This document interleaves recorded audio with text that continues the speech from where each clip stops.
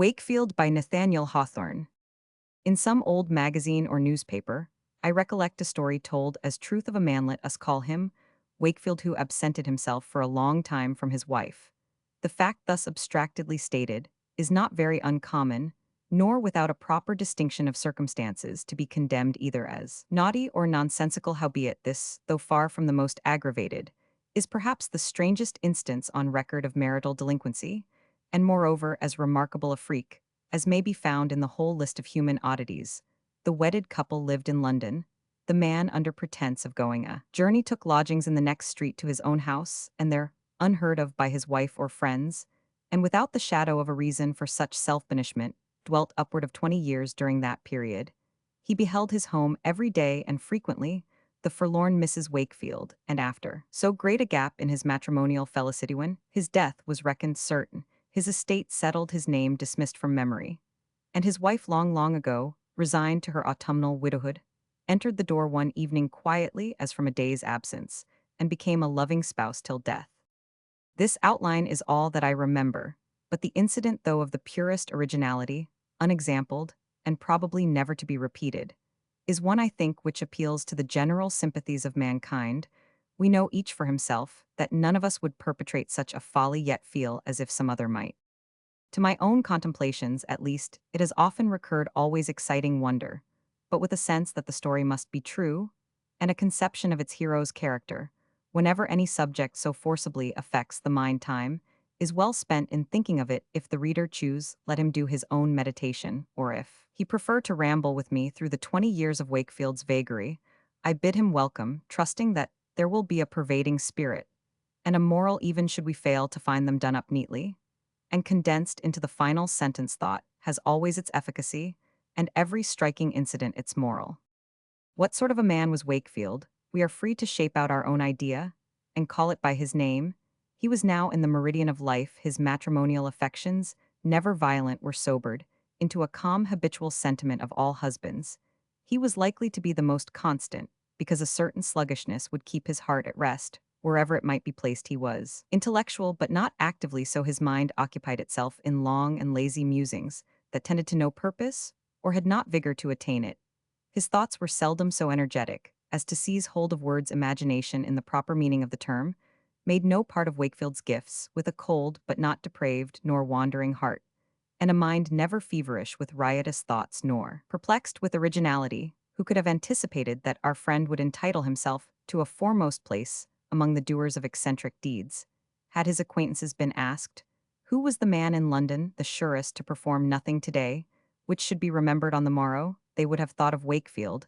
Only the wife of his bosom might have hesitated. She, without having analyzed his character, was partly aware of a quiet selfishness that had rusted into his inactive mind, of a peculiar sort of vanity, the most uneasy attribute about him, of a disposition to craft which had seldom produced more positive effects than the keeping of petty secrets hardly worth revealing, and lastly of what she called a little strangeness, sometimes in the good man. This latter quality is indefinable, and perhaps non-existent. Let us now imagine Wakefield bidding adieu to his wife. It is the dusk of an October evening. His equipment is a drab greatcoat, a hat covered with an oilcloth, top boots and umbrella in one hand, and a small portmanteau in the other. He has informed Mrs. Wakefield that he is to take the night coach into the country. She would fain inquire the length of his journey, its object, and the probable time of his return, but indulgent to his harmless love of mystery, interrogates him only by a look. He tells her not to expect him positively by the return coach, nor to be alarmed should he tarry 3 or 4 days, but at all events to look for him at supper on Friday evening. Wakefield himself, be it considered, has no suspicion of what is before him. He holds out his hand, she gives her own, and meets his parting kiss in the matter-of-course way of a 10 years' matrimony, and forth goes the middle-aged Mr. Wakefield, almost resolved to perplex his good lady by a whole week's absence after the door has closed. Behind him she perceives it thrust partly open, and a vision of her husband's face through the aperture smiling on her, and gone in a moment. For the time, this little incident is dismissed without a thought, but long afterward, when she has been more years a widow than a wife, that smile recurs and flickers across all her reminiscences of Wakefield's visage. In her many musings, she surrounds the original smile with a multitude of fantasies, which make it strange and awful, as for instance, if she imagines him in a coffin that parting look is frozen on his pale features, or if she dreams of him in heaven, still his blessed spirit wears a quiet and crafty smile, yet for its sake, when all others have given him up for dead, she sometimes doubts whether she is a wid. But our business is with the husband we must hurry after him along the street ere he lose his individuality, and melt into the great mass of London life. It would be vain searching for him. There let us follow close at his heels therefore, until after several superfluous turns and doublings, we find him comfortably established by the fireside of a small apartment, previously bespoken. He is in the next street to his own, and at his journey's end. He can scarcely trust his good fortune in having got thither unperceived, recollecting that at one time he was delayed by the throng in the very focus of a lighted lantern. And again there were footsteps that seemed to tread behind his own, distinct from the multitudinous tramp around him, and anon he heard a voice shouting afar, and fancied that it called his name. Doubtless a dozen busybodies had been watching him, and told his wife the whole affair. Poor Wakefield, little knowest thou thine own insignificance in this great world, no mortal eye, but mine has traced thee. Go quietly to thy bed, foolish man, and on the morrow, if thou wilt be wise, get thee home to good Mrs. Wakefield, and tell her the truth. Remove not thyself even for a little week from thy place in her chaste bosom, were she for a single moment to deem thee dead, or lost, or lastingly divided from her. Thou wouldst be woefully conscious of a change in thy true wife for ever after. It is perilous to make a chasm in human affections, not that they gape so long and wide, but so quickly close again. Almost repenting of his frolic, or whatever it may be termed, Wakefield lies down betimes, and starting from his first nap, spreads forth his arms into the wide and solitary waste of the unaccustomed bed. No, thinks he, gathering the bedclothes about him, I will not sleep alone another night. In the morning, he rises earlier than usual, and sets himself to consider what he really means to do. Such are his loose and rambling modes of thought that he has taken this very singular step with the consciousness of a purpose, indeed, but without being able to define it sufficiently for his own contemplation. The vagueness of the project, and the convulsive effort with which he plunges into the execution of it, are equally characteristic of a feeble-minded man. Wakefield sifts his ideas, however, as minutely as he may, and finds himself curious to know the progress of matters at home, how his exemplary wife will endure her widowhood of a week, and briefly how the little sphere of creatures and circumstances, in which he was a central object, will be affected by his removal. A morbid vanity, therefore, lies nearest the bottom of the affair. But how is he to attain his ends? Not certainly by keeping close in this comfortable lodging, where though he slept and awoke in the next street to his home, he is as effectually abroad as if the stagecoach had been whirling him away all night. Yet should he reappear, the whole project is knocked in the head. His poor brains being hopelessly puzzled with this dilemma, he at length ventures out, partly resolving to cross the head of the street, and send one hasty glance toward his forsaken domicile. Habit, for he is a man of habit, takes him by the hand, and guides him wholly unaware to his own door, where just at the critical moment, he is aroused by the scraping of his foot upon the step. Wakefield, whither are you going? At that instant his fate was turning on the pivot, little dreaming of the doom to which his first backward step devotes him. He hurries away breathless with agitation hitherto unfelt, and hardly dares turn his head at the distant corner. Can it be that nobody caught sight of him? Will not the whole household, the decent Mrs. Wakefield, the smart maidservant, and the dirty little foot berets, a hue enquiry through London streets, in pursuit of their fugitive lord and master? Wonderful escape. He gathers courage to pause and look homeward, but is perplexed with a sense of change about the familiar edifice, such as affects us all, when after a separation of months or years we again see some hill or lake or work of art with which we were friends of old. In ordinary cases, this indescribable impression is caused by the comparison and contrast between our imperfect reminiscences and the reality. In Wakefield, the magic of a single night has wrought a similar transformation, because in that brief period, a great moral change has been effected. But this is a secret from himself. Before leaving the spot, he catches a far and momentary glimpse of his wife passing athwart the front window with her face turned toward the head of the street. The crafty nincompoop takes to his heels, scared with the idea that among 1,000 such atoms of mortality her eye must have detected him. Right glad is his heart, though his brain be somewhat dizzy, when he finds himself by the coal fire of his lodgings.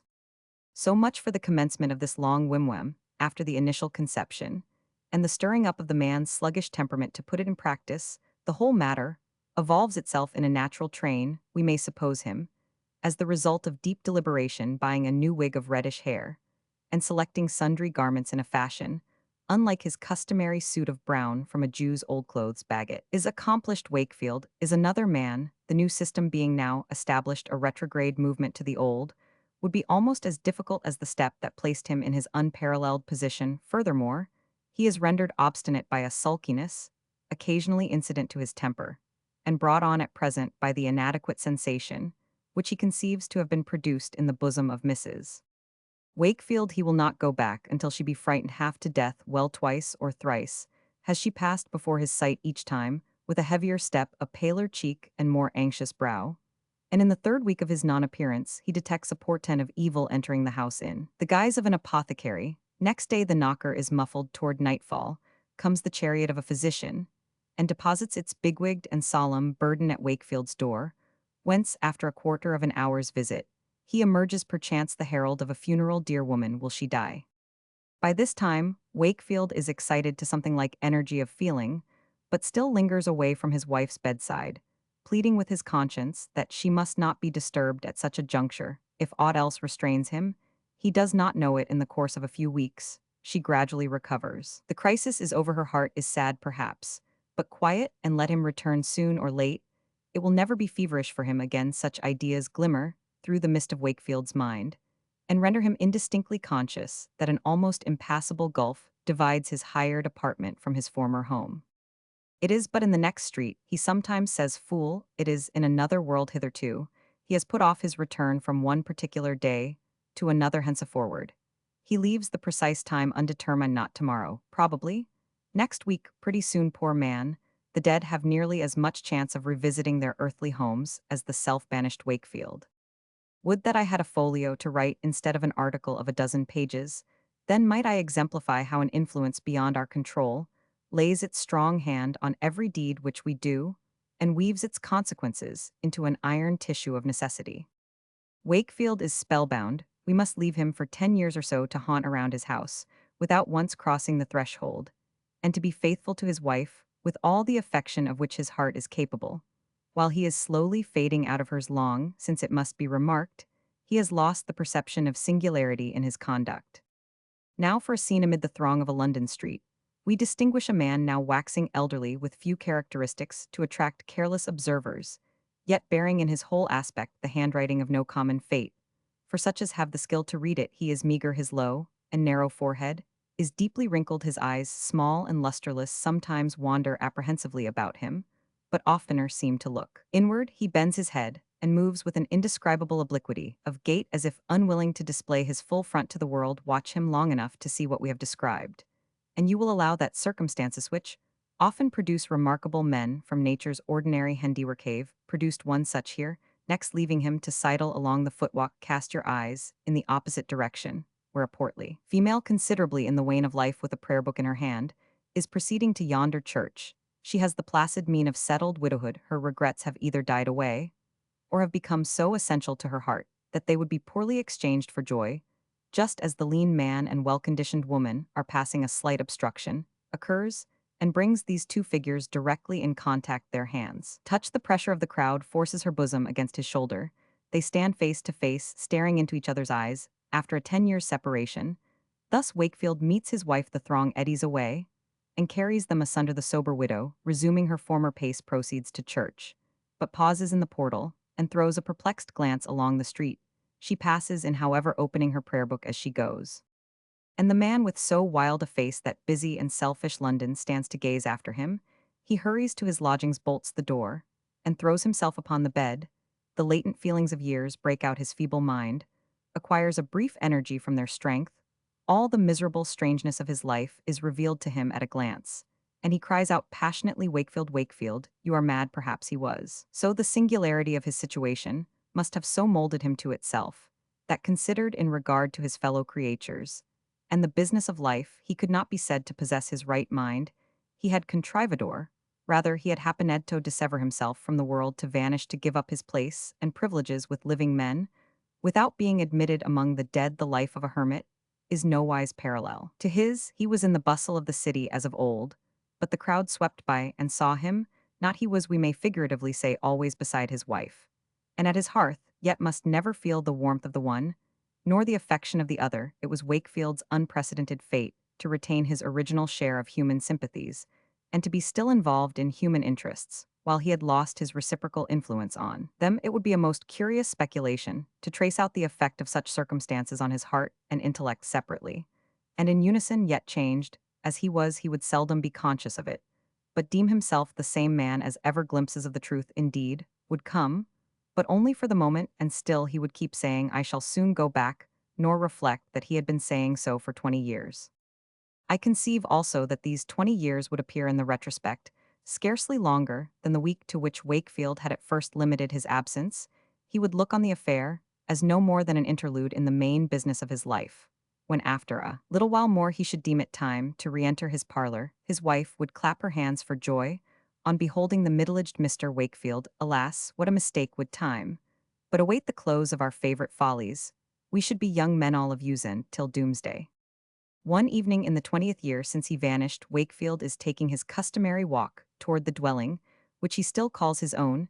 It is a gusty night of autumn, with frequent showers that patter down upon the pavement, and are gone before a man can put up his umbrella. Pausing near the house, Wakefield discerns through the parlor windows of the second floor the red glow and the glimmer and fitful flash of a comfortable fire on the ceiling. Appears a grotesque shadow of good Mrs. Wakefield.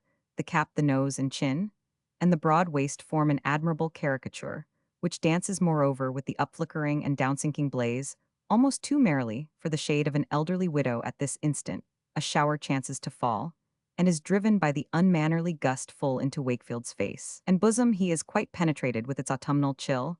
Shall he stand wet and shivering here when his own hearth has a good fire to warm him, and his own wife will run to fetch the grey coat and small clothes, which doubtless she has kept carefully in the closet of their bedchamber? No, Wakefield is no such fool. He ascends the steps chivalry, for 20 years have stiffened his legs since he came down, but he knows it not. Stay, Wakefield. Would you go to the sole home that is left you, then step into your grave? The door opens. As he passes in, we have a parting glimpse of his visage, and recognize the crafty smile, which was the precursor of the little joke that he has ever since been playing off at his wife's expense. How unmercifully has he quizzed the poor woman! Well, a good night's rest to Wakefield. This happy event, supposing it to be such, could only have occurred at an unpremeditated moment. We will not follow our friend across the threshold.